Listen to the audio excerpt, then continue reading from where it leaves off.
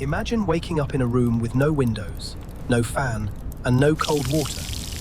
The walls around you are half a meter of baked brick and concrete, and outside, it is 45 degrees Celsius. This wasn't a bad day in ancient Rome. This was every single day of summer. So how did millions of Romans not just survive, but build an empire in that heat? Rome in July wasn't just uncomfortable, it was deadly.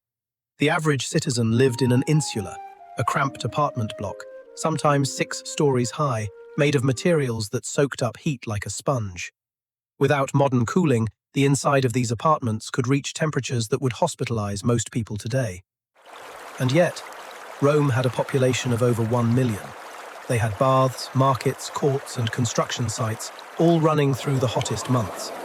They didn't just endure, they adapted. And they did it with engineering that was centuries ahead of its time. Their first weapon against the heat was the building itself. Roman insulae were designed with thick walls, sometimes 50 centimeters of concrete, brick, and stone. These walls acted like thermal batteries. During the cool night, they absorbed the cold air. During the brutal day, they released that coolness slowly, keeping the interior bearable until mid-afternoon. But the real genius was in the layout. Roman architects oriented buildings to catch prevailing winds. Courtyards were open to the sky, but shaded by overhangs.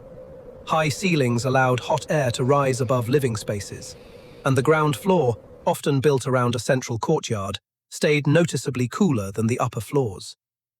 Wealthy Romans took this further. Their homes, called domus, featured the impluvium, a shallow pool in the center of the house that collected rainwater and evaporated slowly, pulling heat from the surrounding rooms. It was primitive air conditioning, and it worked. Then there was water, and the Romans understood water better than almost any civilization before them. At its peak, Rome had 11 aqueducts delivering over 1 million cubic meters of fresh water into the city every single day. But here's what most people miss. Romans didn't just drink it, they used it to cool their homes.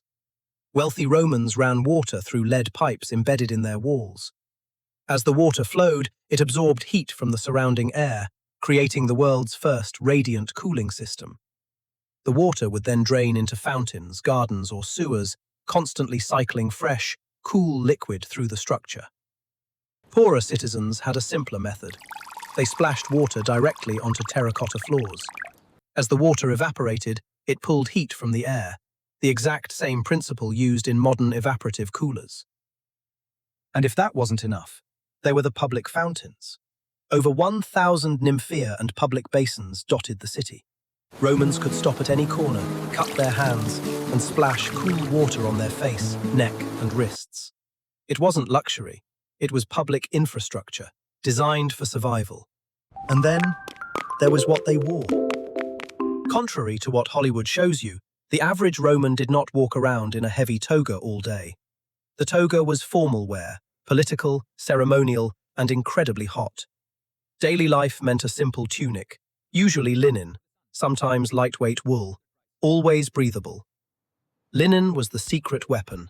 It absorbed sweat, dried quickly, and allowed air to flow across the skin. Some Romans even wore multiple thin layers, believing the trapped air between fabrics acted as insulation against the sun. And colors mattered. White and light-colored tunics reflected sunlight. Dark colors absorbed it. A Roman wearing dark wool in July wasn't just uncomfortable. They were making a mistake that could cost them their life. But perhaps the most brilliant adaptation was what they drank. Romans drank Posca, a mixture of vinegar, water, and sometimes herbs. It sounds disgusting until you understand what vinegar actually does. Vinegar is acidic, it triggers thirst, it aids digestion, and most importantly, it contains electrolytes.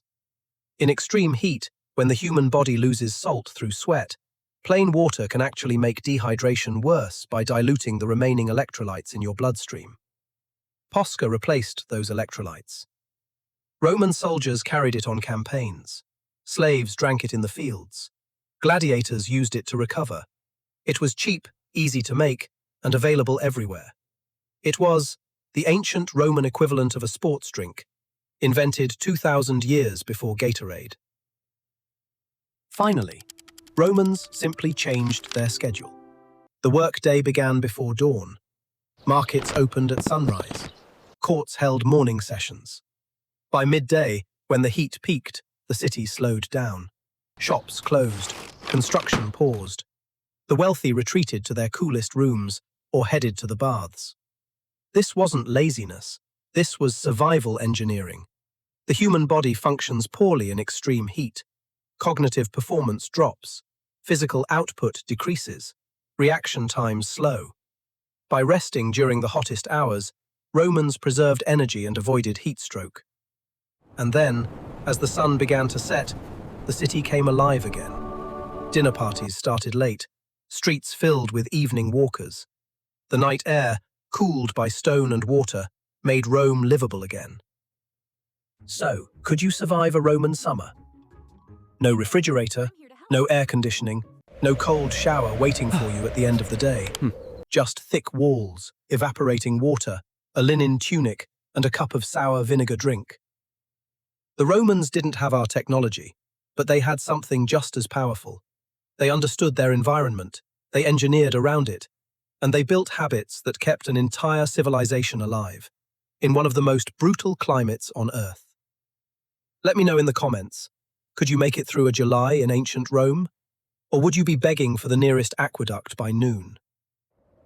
And if you want to see how Romans survived the winter, which, believe it or not, was arguably worse, hit subscribe and the bell. I'll see you in the next one.